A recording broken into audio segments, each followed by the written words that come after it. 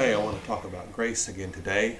I tried to post a video yesterday, but it didn't work. So I hope you show me a little grace. And grace to me is an interesting concept. Chapter 2, verses 8 and 9, it says, "For by grace you've been saved through faith. And that is not of yourselves, it is the gift of God, not by works that anyone can boast."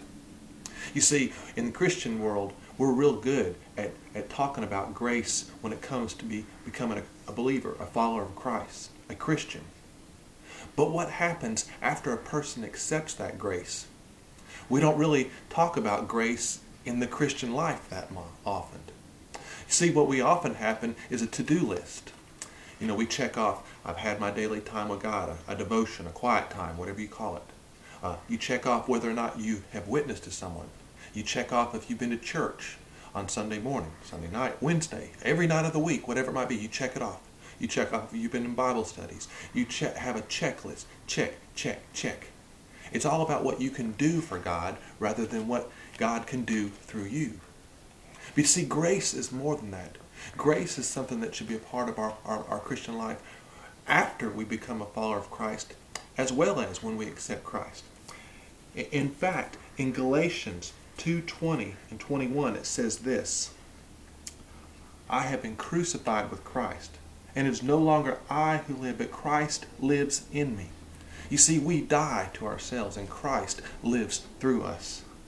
It says, "The life I now live in the body, I live by the faith in the Son of God, who loved me and gave himself for me.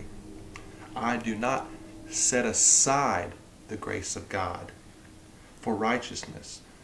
For if the righteousness could be gained through the law, Christ died for nothing."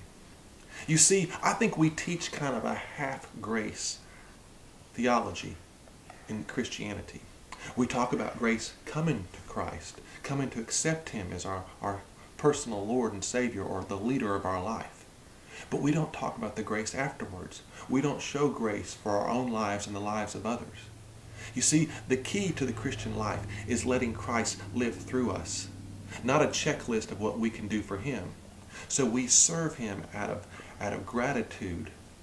That's what grace is all about. What do you think?